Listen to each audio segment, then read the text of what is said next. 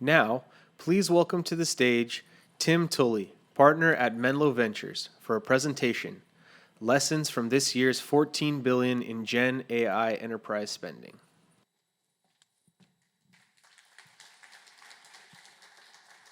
Hi, everyone.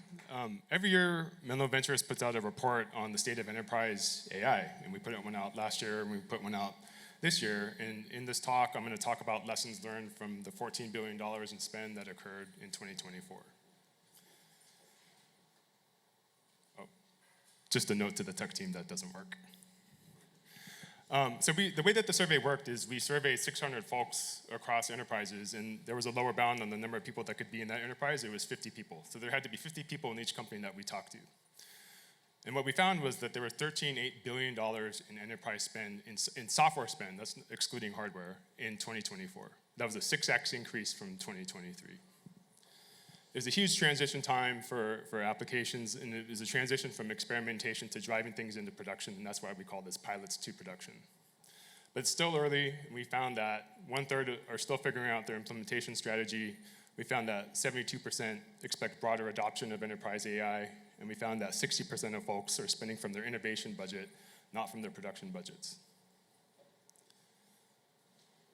Sorry, I'm gonna look at the screen because I cannot see anything. And I'll stand to the side so you can see my beautiful slides.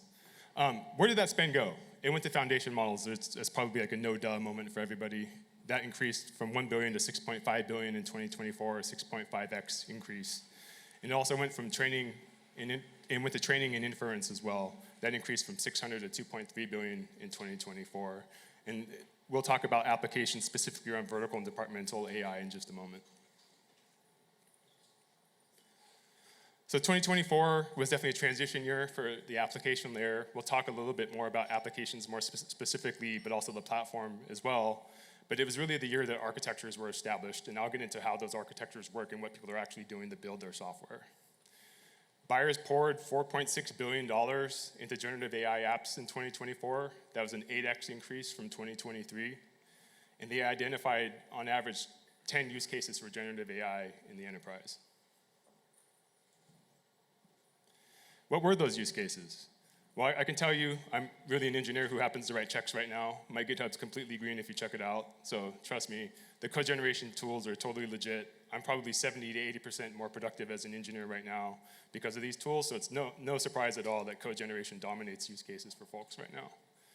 That's followed very closely by support chatbots, or customer success tools, as well as enterprise search and retrieval, and then very quickly down the row. If you held the gun to my head and asked me what's going to go up next year, I would definitely predict coaching, and I would predict workflow automation. So Eric, please invite me next year to talk about workflow automation. Now, there's always this classic build versus buy discussion that happens inside of the enterprise, and so what we found is that 47% of folks developed solutions in-house versus 53% for purchasing from third-party vendors. Buyers averaged around 12 weeks to evaluate that software, and we found that ROI was the most valuable dimension for folks in terms of buying software.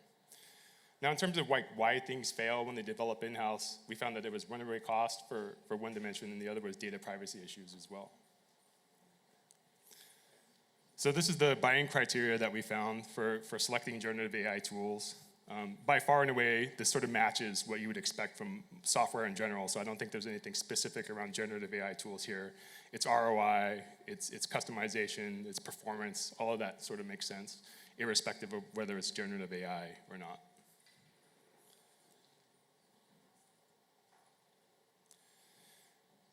Now, last year, it sort of felt like, at least to me, that large enterprises were bolting on AI into what they had and just sort of adding it on. So suddenly your CRM was AI powered, for example.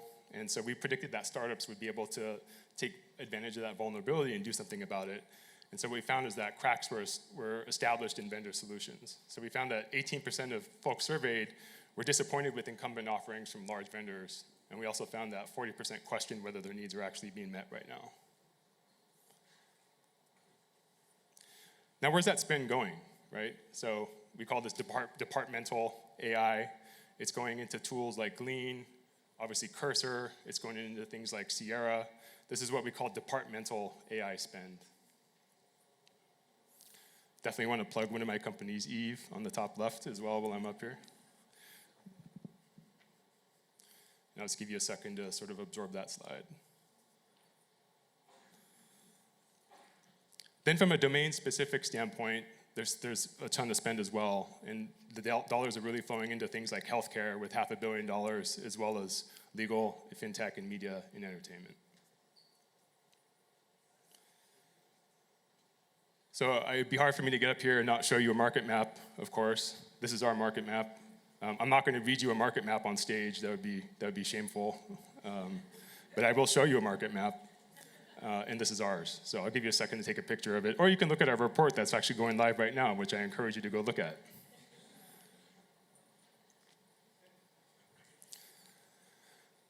So being a technologist, I love to talk about architecture. I like to talk about RAG, and I'm going to have a slide about that, of course. So we found that 51% of enterprises are leveraging RAG right now. That's up from 31% last year. I'll have a slide in more detail about this in just a moment that tells you how, in more particular sort of detail, how that's working. And we found that fine-tuning is not quite as prevalent as we thought. Like, there's a lot of talk about fine-tuning, but in practice, we're not finding a lot of enterprises actually doing it. We found only 9% of enterprises are actually applying fine-tuning right now. But what is rising is agentic architectures. There's no doubt about that. Agents are definitely here. That's an important part of our talk. We want you to know that agents and agentic architectures are here to stay in 2024 and beyond. Now, to achieve RAG, you have to have a vector database. And so those continue to be popular. We found that Pinecone was a leader in that space, followed closely by Postgres and MongoDB as well. But to be able to feed a vector database, you have to have reverse ETL. And so we found the leaders in that space were Azure Document Intelligence and Unstructured.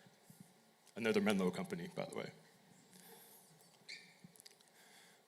So in terms of the primary architectural approach to building applications, it's definitely RAG. RAG increased from 31% to 51% last year. It's dominating in terms of how people build applications right now.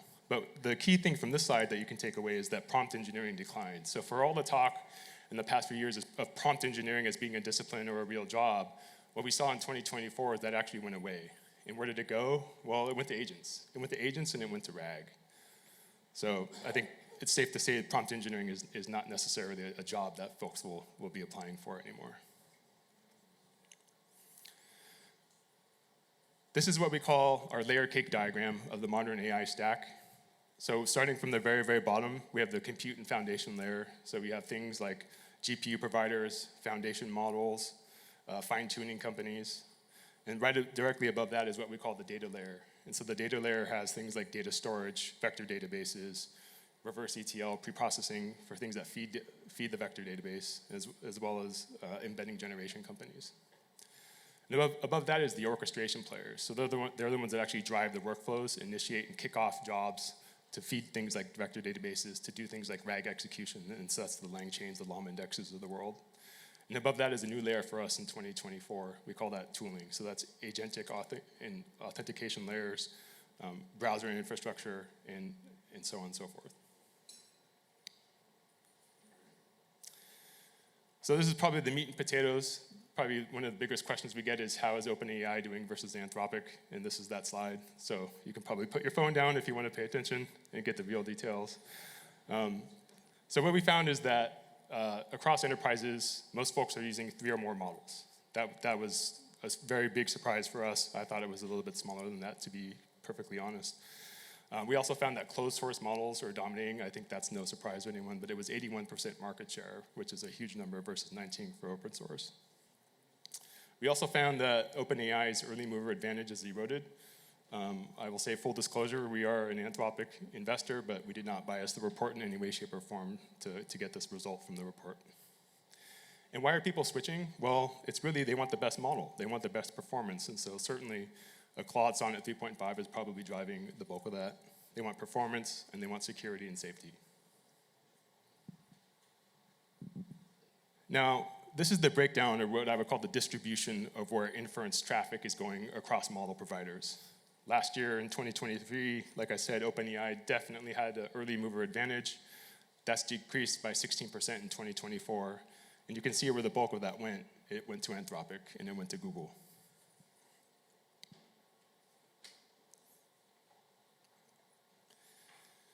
So I want to leave you with 3 predictions. One is I've been talking about agents for quite some time up here. I think I'll be up here hopefully next year talking about agents more if Eric has me. I think that's going to be basically how AI applications are powered moving forward. 2, I think there's going to be more instances of Stack Overflow and Chegg that we're going to be talking about moving forward. And 3, the AI talent crisis is probably as bad as it could be right now, with engineers receiving 2 to 3x premiums on their salaries. So there's a real growing expertise gap for AI talent right now. All right, thank you very much.